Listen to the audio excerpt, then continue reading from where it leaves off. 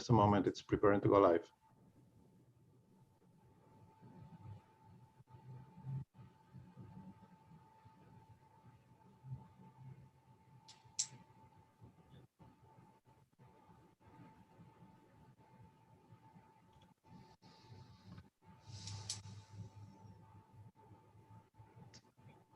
And we are good to go. All right, we are live. Welcome everybody to the Airport Advisory Committee for today, Tuesday, May 11th, 2021. My name is Tom Reed. I'm the chair of the committee. First, we'll start with the Pledge of Allegiance, and then we're going to do a quick roll call to confirm the committee member attendance. So Jorge's going to show us the flag, right? Give me just a moment, please.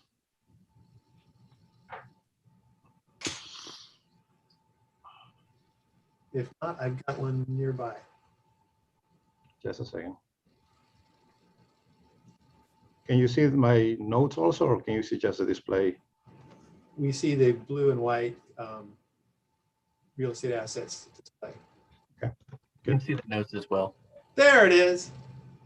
Hold on. I pledge allegiance to the flag of the of the United United States States of America and and to the republic For which it which stands, stands one nation, one under nation, God, under God, indivisible, with liberty and justice for all. All right. Not the same as doing it in person when you can hear everybody's voices, but thanks for doing that.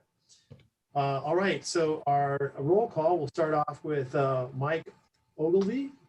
Present. I see you, thank you. Buzz Gibbs, did you sneak in? I don't think so. Lisa Golden. Present. Thank you. Gary List. Oh, he's not here yet either. Chuck McGill. Present. Thank you, sir. James Aldrich. Not here. Ron Lee. Present. Thank you. Rich Martindale is excused. David Gordon probably is on his way. Tom Ricotta. Here. Thank you, Tom. And I am present. My name is Tom Reed. We also have the Montgomery Air Traffic Control Tower representative, Joel. Yep, I see you. Thank you. Your attendance has been noted. We'd also like to thank Committee Jackie Ander for her service on the committee and for her position as on the Serra Mesa Council. I'm not sure I'm reading this correctly here. We would like to thank Committee Jackie Ander for her service on the committee and to the citizens of San Diego, as that position representing Serra Mesa is now vacant. Right, so Jackie Anders is no longer on the committee. She's retired. She served a long time and we appreciate her service, and we need to fill that seat with somebody else from Serra Mesa. Also joining us today is the City of San Diego Airports Division Deputy Director, Jorge Rubio. And members of his fine staff. So I'm going to call on you, Director Rubio, to explain the way we have to conduct ourselves on the electronic format here. Sure. Good afternoon. Please note that this is the second time or third time that we're using Zoom webinar. There are buttons on your Zoom bar that pop up when you move the mouse. The camera icon is to activate your video. The microphone is to mute and unmute. Please remember to stay muted when you are not talking and to unmute yourself when you speak. The chat window is not available anymore. Please use the raise hand feature to signal when you'd like to speak. When wanting to make a motion, second a motion, or to participate in discussion, please use the raise hand and Chair Reed will call on you in the order entered. Thank you, Director Rubio. Let's move to, well, first I'd like to recognize Dave Gordon has joined us. And Dave Gordon, you are present. I am present. There he Sorry, is. I Okay. couldn't find Thank you, my sir. Zoom invitation. Okay. Item number 3 on our agenda is non-agenda public comment. The public was invited to submit public comment on agenda and non-agenda items via web form accessible through the agenda and the Commission's website in order to address the AAC. Public must have previously used the web form, so staff will read aloud any public comment submitted per city public comment protocol. Director Rubio, was there any non-agenda public comment? There is no public comment. Wonderful. Moving to item 4, approval of the minutes for April 13th, 2021. Is there any public comment for this agenda item? No public comment was submitted for this item. Okay, I hope everybody had an opportunity to review the minutes from the April 13th meeting. Would anybody like to make a motion to approve the minutes as they are? Ron Lee makes a motion to approve the minutes. Thank you, Mr. Lee. Do I hear a second?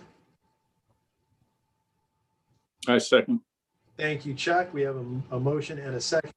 I will now call roll to determine whether that motion passes.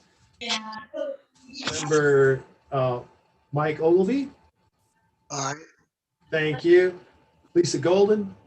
Abstain. Thank you. Chuck McGill. Aye. Thank you. Ron Lee. Aye. Thank you. Dave Gordon. Affirmative, yes. Thank you. Tom Ricotta. Aye. And I vote in the affirmative. The motion carries. So moving to item number 5, unfinished business.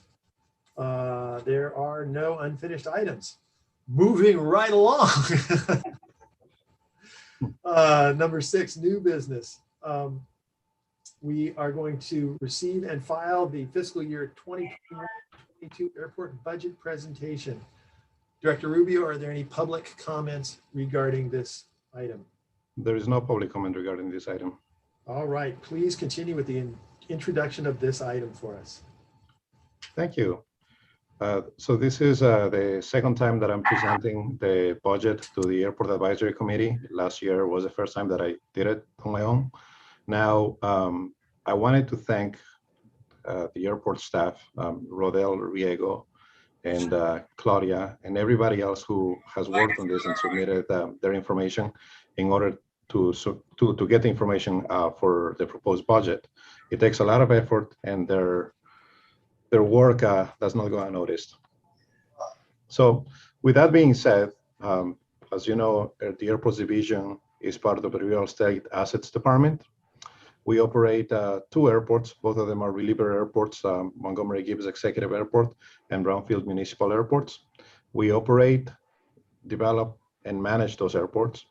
And our goal, our vision is to provide world-class facilities to serve a world-class city. I wanted to point out some accomplishments that we've been able to do over the last year. Because of COVID, obviously, there was a concern that airports was not going to be receiving too much revenue. However, we were able to be successful at receiving revenue. And as a matter of fact, we were really busy. In that regard, though, the FAA, they wanted to help airports nationwide. So they gave us $80,000 in federal aviation grant funds for COVID-19 airport-related expenses. That's for thermometers. That's for any signs that you see out at the airports. That's for us purchasing even masks to provide to the public. So this was, I think, a great accomplishment. Additionally, something that happened way before my time is the development of 2 FBOs that started, Coast Air Service and Crown Air Aviation. They were developed. The construction is almost complete for both of them. They have their certificates of occupancy. And what that did is it provided the infrastructure for the airport. So when those leases expire, that the airport can continue to use those facilities and get additional revenue. It wouldn't be a flat rate lease on ground lease, but it would actually be a facility lease providing the airport with an additional revenue stream. Next, airports negotiated a 40-year lease with Executive Airpark, which includes a $16 million redevelopment. That item went through council this month, and it is with a great pleasure to inform you that that was approved. So now we will see the development of what is now called the Gibbs parcel. And I would like to take this opportunity to thank Mr. Gibbs for his time and his dedication to the airport. Obviously, Gibbs will always be reminded that's his name, and the airport has his name on it. So thank you so much. We will do something special for Mr. Gibbs at an upcoming meeting. And I just wanted to let you know that your efforts did not go unnoticed. and thank you for it. Additionally, we obtained federal environmental approvals for the Metropolitan Airpark project at Brownfield. The initial investment is about $119 million. But if you look at the lease term of 50 years and all the benefit that they will be providing to the airport, it's over a $1 billion benefit to the city and its residents. Looking forward, so we are looking to complete the runway safety project to group runway 10 left to 8 right at Montgomery Gibbs Executive Airport. We are looking to do that very soon. It's a project that David Reed, airport program manager, is working on. We're looking to purchase an airfield sweeper paid for with 90% grant funding for Montgomery Gibbs Executive Airport. We're looking to complete the master plans and EIRs for Montgomery Gibbs and Brownfield Municipal Airport, so that is for the master plans. And we are looking to break ground for Metropolitan Airpark at Brownfield. I just wanted to provide you a little bit of information here. This is a little bit more than what we usually provide to you, but I wanted to point you to the areas that are highlighted in yellow. And also, if you want to look at your agenda packets, you can see more information on it. But the airport is looking to remain with as its current employee, full-time employee allowance, which is 23 employees. Personnel expenses will remain at 2.3 million, non-personnel at 3.1 million. So the total expenses, you're looking at 5.492 million, and revenue about 4.81 million for 2021. For 2022, that changes, and let me just get into it a little bit more. For 2022, what we notice is that because we have the new buildings that we have recently acquired over here on Gibbs at Montgomery Gibbs Executive Airport, there's a lot of maintenance that will go into it. We're getting ready those buildings in order to lease them out. For example, we prepared about 24,000 square feet of space, and now ECP is going to be using that space in one of the first buildings. And the next fiscal year, we're actually going to be seeing an increase in revenue of about $500,000 because of that. So I just wanted to let you know that we are investing in those buildings, but it's for the benefit of the airport, and we will see how fruitful it becomes into the future. So that's what the item that you see under maintenance and repairs for the $1.3 million. You're also looking at the non-discretionary adjustments.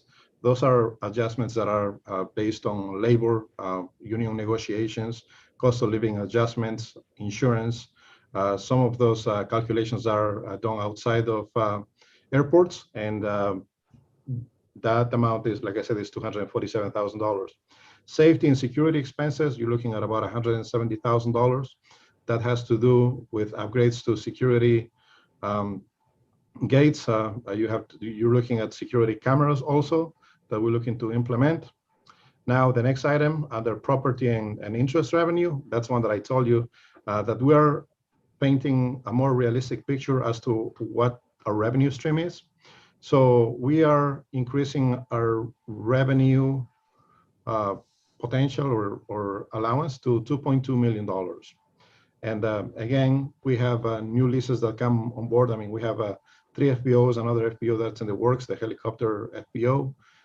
We have leases that have increases in them, and just planning on the retail center and also the office buildings across the street. We're thinking that we're going to be hitting about $2.2 million of revenue. So overall, those are the changes that are for revenue and expenses. Other adjustments include $122,000 for numbers that were actually projected through the Department of Finance based on previous allocations for airports. So for the fiscal year 22 proposed budget, you're looking again at 23 people, that staff members.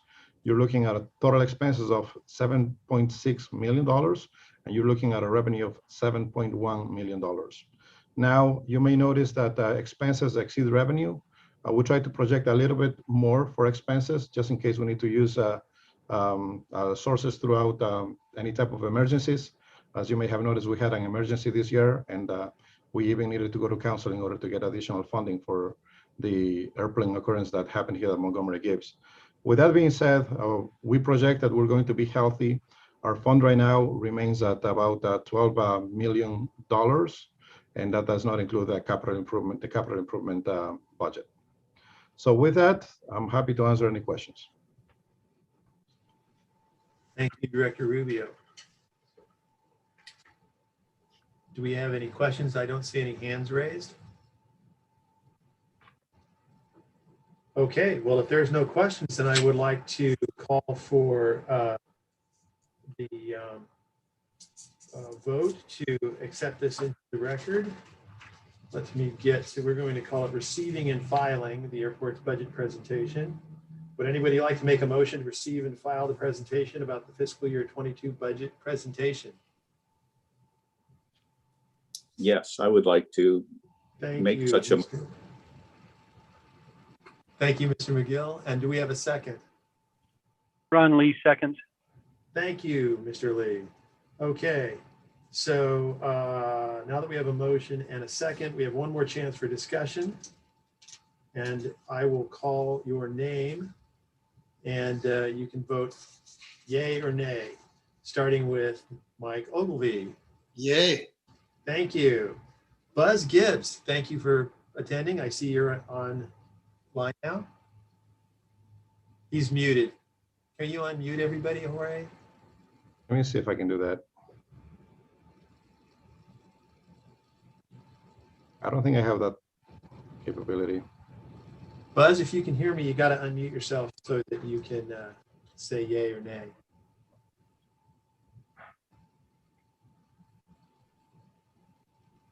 There, it's unmuted. All right, moving ahead. Lisa Golden. Yay. Thank you, Ms. Golden. Chuck McGill. Yay.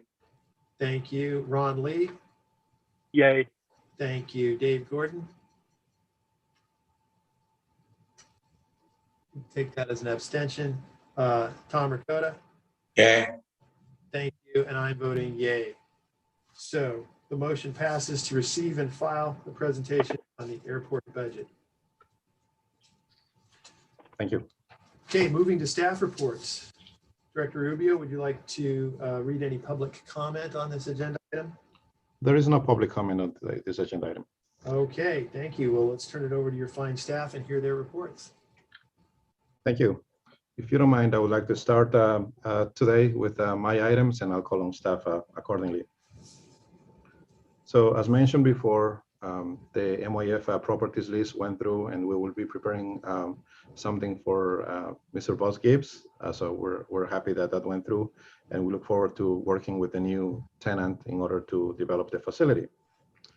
Additionally, I wanted to mention that today with the FAA, we had a special focus runway safety action team. Some of the members, some of the attendees who are here, were also on the call, and I wanted to appreciate your time, because it takes a time commitment in order to go through those meetings. But we're improving the airport, we're improving the safety of the airport. So thank you so much for that. Another item that you mentioned, Mr. Chair Reed, is the fact that we have some openings on the Airport Advisory Committee. So we will be working with the Office of Boards and Commissions in order to get those filled. We are looking to advertise those positions soon, and there's the potential that another position may become vacant, but we will confirm when that happens. Now, one of the things that I think has not been mentioned is the fact that the staff over the last year and a half or so of COVID has been working a lot in order to make sure that the airport runs continuously. As a matter of fact, I think at the moment we've been able to be very successful. The airport is very safe. Operations continue to increase, and our control tower is very responsive. So I just wanted to send my gratitude to everyone who's making it happen. And it takes a village to make an airport work, and we have 2 of them. So I'm really thankful for staff and all of the community that are making it work. With that being said, I'll be happy to answer any questions at the end of everyone's comments. But in the meantime, I would like to call Mr. Charles Broadbent so he can provide his report. Okay, thank you, Jorge, and good afternoon, everyone. Good afternoon, committee members. Just a couple things. There were over 27,000 operations reported for April 2021, so a lot of operations happening. As Jorge mentioned, we did have the special runway safety action team meeting today. There was a couple different things that were mentioned. One of them was an old kind of action item that we've been working on for a little while, for pretty much the past 6 months to a year, adding hold position markings just adjacent to runway 28 left on 0523, and then also north of 28 left on 0523. And that'll help to mitigate for potential runway incursions that may be happening there and that have happened in the past. So we're working on a letter of agreement that's in draft form. We're going to be moving that forward. And there was another action item that was just talking about looking into rim locations. So we're going to work with the ADO on that and just move forward with that. So we did get some exciting news about adding those runway hold position markings on runway 0523. We don't need to go through the modification of standards, which is a more lengthy process. We just need to move forward with getting our draft LOA finalized and then also file a 7460-1 to make sure there's no safety issues there. So we're going to move forward with that. The localizer antenna is on track. It's about 90% complete. They're going to add the grounding plates this Friday. There's a brief closure from 6 a.m. to 9 a.m. It's NOTAMed, so I'll send out an email as well to the local community and local pilots here in the community to observe that NOTAM and that closure as a reminder. And then there's a flight check for the localizer antenna ILS system, tentatively scheduled for May 18th. And that's all I have. If you have any questions, feel free to ask. Thank you, Charlie. We will now move to Brownfield. Andy Schwartz. Good afternoon, everybody. I just want to start by saying a little brief note. The ops count for this month, for April, was up. We had 9,688 operations. It was up 119% from the same month last year.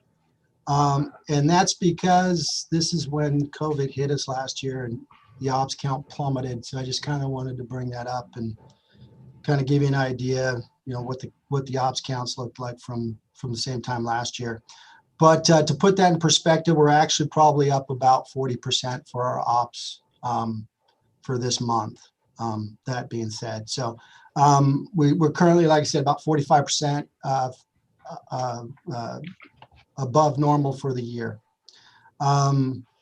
Currently, gate number 2, we had a situation where a vehicle ran into gate number 2, damaged it pretty severely. It's been down for a while now, and that's due in part to the fact that it was damaged so severely. We are working to get that gate fixed. We do have it on a work request to get that fixed. But like I said, it was damaged pretty severely by either, I don't know if it was a tenant or somebody just not paying attention, but basically they bent the fence, broke the welds on it, damaged some electronics pretty severely. So that fence is down, or that gate is down. We have it locked up right now, but we do have it on the list of things to be fixed. Couple other things happened last month. We had our ACMG Stormwater group leader inspection month in April. And we also submitted, finally we're able to submit our certified stormwater sample. So we've got that completed for the year. So we're on track with all our stormwater things that we need to get done. Only other thing of note, we have a mow that's currently happening on the airfield. We have Powerland out mowing the infields, and they should be out here for probably another week and a half or so. Other than that, I don't have anything else to report, but I will take any questions. Thank you, Andy. All right. Thank you. So now let's move to Enza Charles with our properties team.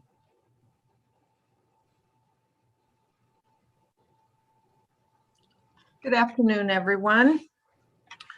Let's see here. As Mr. Rubio mentioned, the Gibbs leasehold, which is the MYF properties, last month the project passed the Housing and Land Use Committee, and they determined, and it was also determined with the Surplus Land Act, that the property does not apply for housing. The project was approved by City Council this past Tuesday, April 27th. And part of the transaction, the executive Airpark was assigned to, as part of the transaction, executive Airpark was assigned the Gibbs leases and now is managing the leasehold. The new lease for Executive Airpark is being routed for final signatures with the city. Moving on, Corporate Helicopters has completed its environmental study for Parcel 3 and will be resubmitting the project to DSD in a couple of weeks. With the Montgomery Field office and retail complex, office space at 8525 Gibbs, phase 1 of the upgrades and repairs for the engineering and capital projects for their move-in is just about complete. And we are expecting rent to commence on June 1st of 2021. Coast Air has vacated Suite 105 in the same building to move over to their new space at the airport. And ECP, Engineering Capital Projects, is considering leasing that suite also. The FFA lease is finalized, and we are still waiting on their response. On the retail center, we are preparing for bids for the roof replacement this summer, 2021. And we are also preparing for bids for the exterior refurbishment of the building. We're developing a policy for signs, and we are also preparing an RFP for brokers to assist us in leasing the vacant spaces at the retail center. Metropolitan Airpark. The FONSI is expected in May this month, so that the project can move on. We are still, one hangar and one tie down is available in lot 8A. Debbie is working off of the list to see who's next in line to take them. The electrical project or upgrades in lot 8A, we did close out the first phase of the project, and we'll be starting the second phase in fiscal year 22. Let's see, 8575 Arrow Drive, the Arc of San Diego property. We are waiting for comments from the Housing and Community Development and from the FAA with regards to the sale of this property. And that is about it, if there's any questions. I have a question for you, Enza. The Sure. lot 8A is that southwest corner that used to be Frank Curry's lot, right? I believe so, yes. Yes. Yes, it is, Tom. Okay, thank you, Thank you. Char. Um, We're actually working on a map to be able to have so everyone kind of knows the areas and what they're known as. That would be helpful now that there's new fuel guys Yeah. do the circle. And my last question is, on the buildings there along Arrow Drive, is there office space available that won't be used by the other city departments? And so if you want, I can take that one. Sure. So the city right now, because of COVID, is looking at a strategy as to what departments will be using city buildings. And so ECP was originally looking to occupy all of those facilities. But at the moment, with the new administration, and because everybody has been working from home, they are developing that program to see who want to work from home. So there's a survey going on, who want to potentially come into the office and who like to have a mixed schedule in a sense. So at the moment, I think the city is still interested in at least in those buildings, but we're not certain if the city will be taking all of them. Very interesting that we had that discussion previously about the changes that will happen after COVID. So right, falls right in line with that. Thank you. Any more questions? No? Yes. I have a question, Jorge. Sure. What about the 4 Point Sheridan property? So that property, what I can tell you at the moment is that it was in litigation. They were going under the bankruptcy court.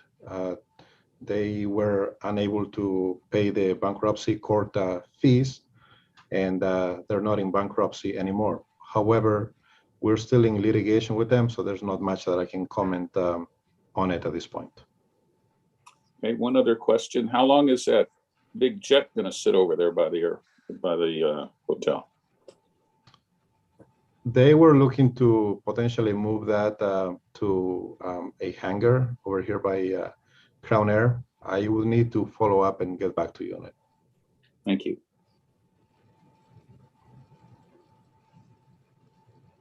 I have a question for you, Jorge, about the jet. Has the city been or is being reimbursed by the insurance for all the cleanup costs? So the city, we're looking at a few things.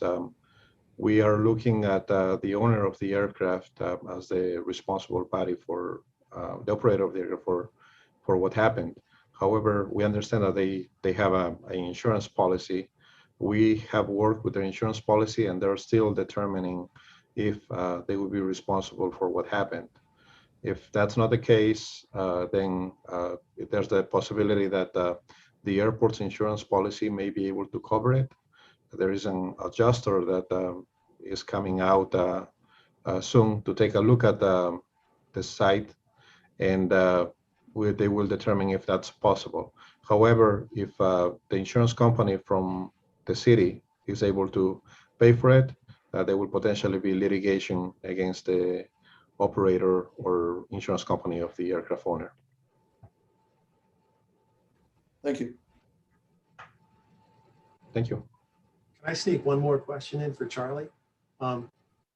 Charlie, the asphalt in between the hangars over in Marigold is getting to be a little chopped up and could use a little love and attention. Is there any plans for re-slurrying that area? Yeah, we do have that. We do have that in our plans to actually rehab that area and the asphalt in that area. I'll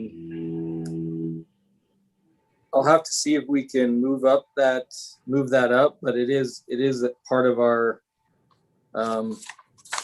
capital improvement projects, and we do plan to do it.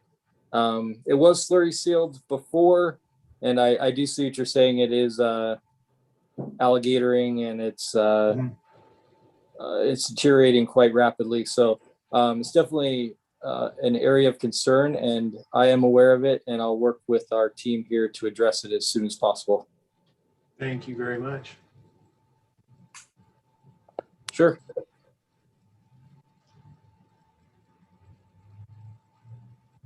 Mr. Chair, the floor is yours.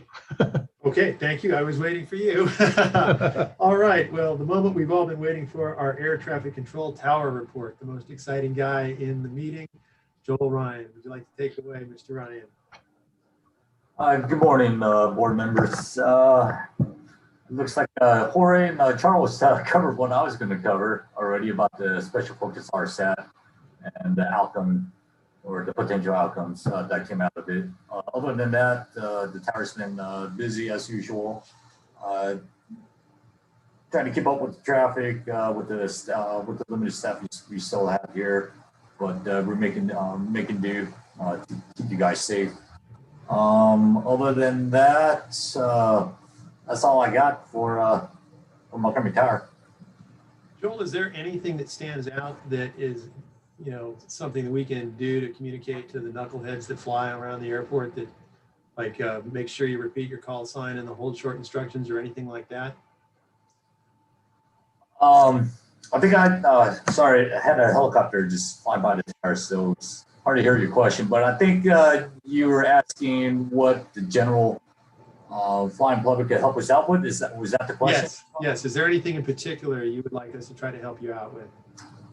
It's pretty much the reback, the runway assignment, and the reback of the whole short assignment, and just being mindful of the area that you're in, especially if you're between the runway, the parallels. If you can get the runway crossing, you know, just stop. So, creeping up, you know. Other than that, you know, you guys are, you know, I've always mentioned is the transit pilots that comes into Montgomery. They're the one who gives us the most issue. You know, the student pilots here and the local pilots here, you know, they know the drill here, so they help us out a lot. But the transit pilots that comes into Montgomery really familiar with the airspace or the layout, and so they're very confused, and there's more time you have to take, you know, and deal with them to help them understand what we wanted them to do.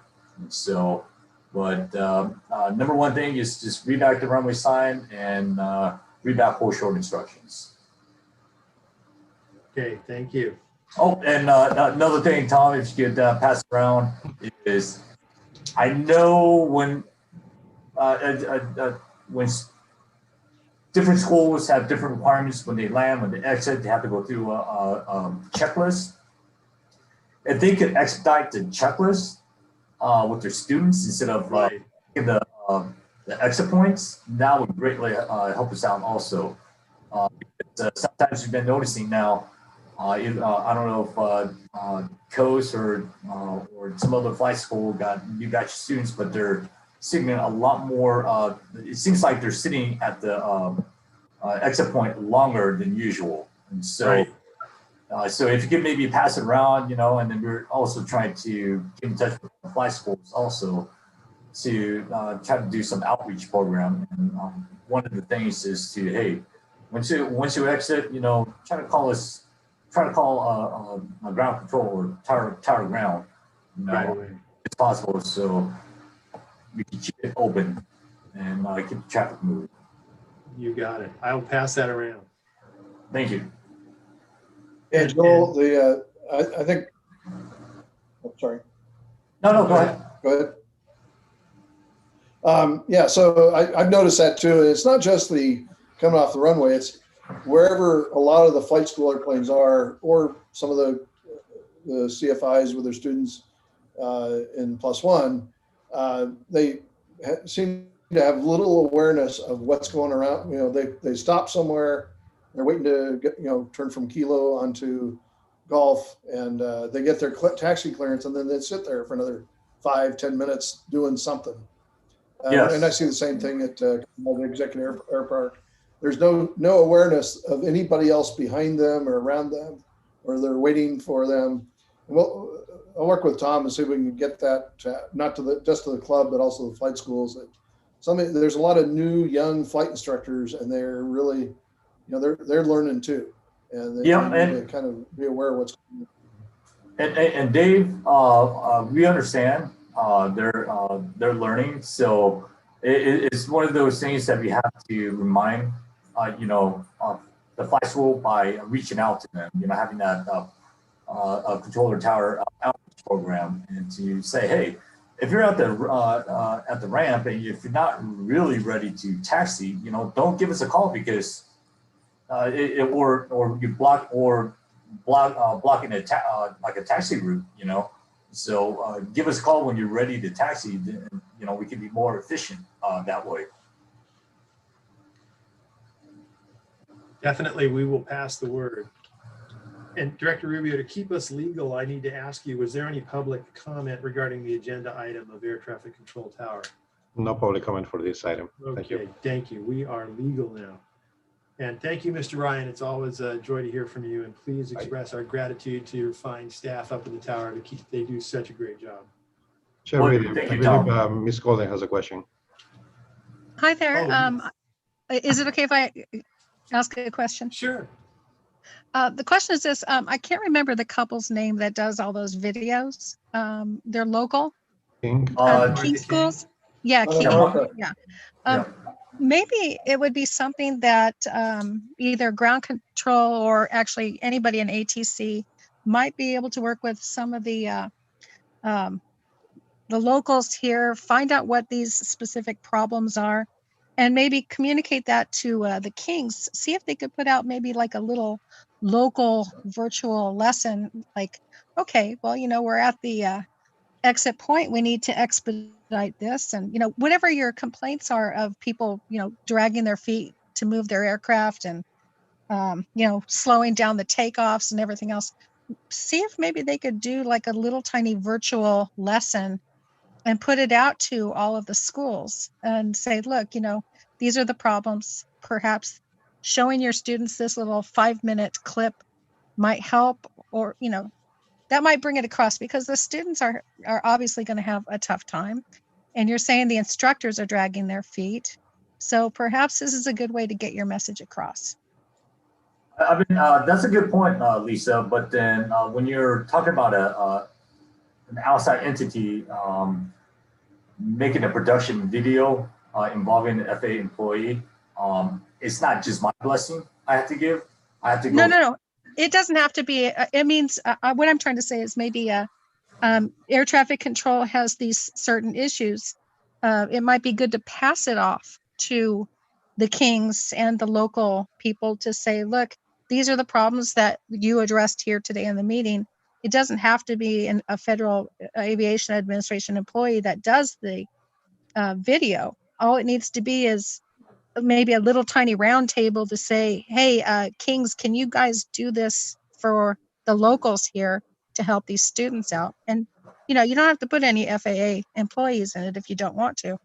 Well, Lisa, I know John and Martha, and I tell you what, I'll copy them on our little blurb that we're going to send out to the flight schools and the clubs that just says, hey, heads up on this. I think that's a good start.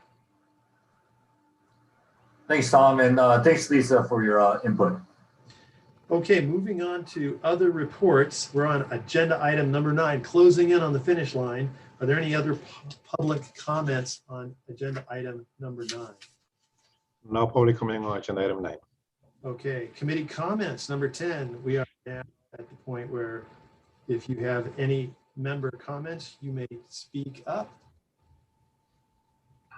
No committee comments? Okay, and are there any public comments? I got a on the couple committee comments? quick things. Okay, Hey, Tom? yes, go ahead. Well, I'll let Lisa go. I think Lisa had her hand up first. Let her go first. I think her thank hand's you. up from last time. No, I had just a very brief question. Sure, go ahead.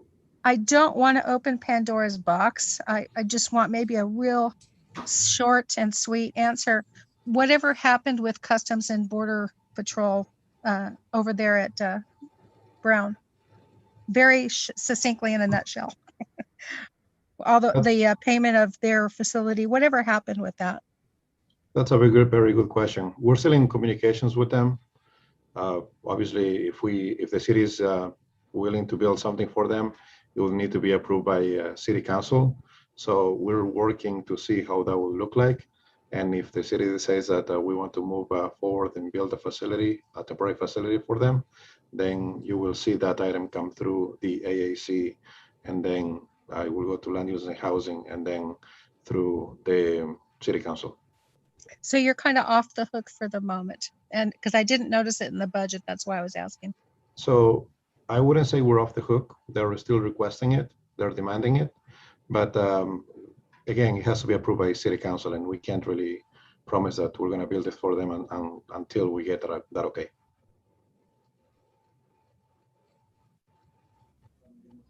And it's Thank no you, listen. Director Rubio. Go ahead, Dave Gordon. Okay, I got two real quick questions for Jorge. First, I had a question on the budget, but I had to run out and take a phone call from the FAA. They were calling me with one of these, we're the government, we're here to help calls. But anyway, on your budget, you had a line item, an increase of 260 some thousand increase in salaries. I don't presume that was all raises, or you guys would be a lot more fortunate than many of us. Did we have some new hires? Is that why the budget went up for employees? So we have had some vacancies due to COVID. For example, the airport biologist, we don't have. We also didn't have an operations assistant that went out, and we are looking to get those positions back in. Okay. Last year during the budget, those were allocated, but we didn't really see the funds. But there's a cost of living adjustment as well, and salaries and benefits increased in accordance to union agreements. So that is why you see those increases. Okay. The second question, also real quick. I heard recently that Sacramento has announced that the state is going to be completely open by June 15th. Does that mean we might be able to have a non-Zoom meeting for next month's AAC? We will see. We will see what ends up happening. We actually have not had any conversations about that yet, but if the situation allows, we would be more than happy to host an on-site meeting. Okay, thanks. That brings me to the last item number 11, which is adjournment, and the announcement of the next meeting, which is Tuesday, June 8th, I believe, because June 8th is the second Tuesday. And so that would be before the state opens up. So we'll have to cross our fingers. Maybe we get opened up, maybe we don't. So do I have a motion to adjourn? Thank you, Dave Gordon. We are now adjourned. Thank you, everybody, for showing up. We really appreciate the time you take to help us do these. And I look forward to seeing you in person soon. Hey, Thank you. David? What's that? Oh, I wanted to just ask, as I said at the very beginning before the meeting, if there is going to be an in-person meeting, if you guys could maybe give us a month ahead of time and maybe give us the option of Zoom or not, if you guys can consider that. Definitely. For June. That way, because there's no way to take a vote or do anything between now and then. So maybe just consider an option. Thanks. You got it.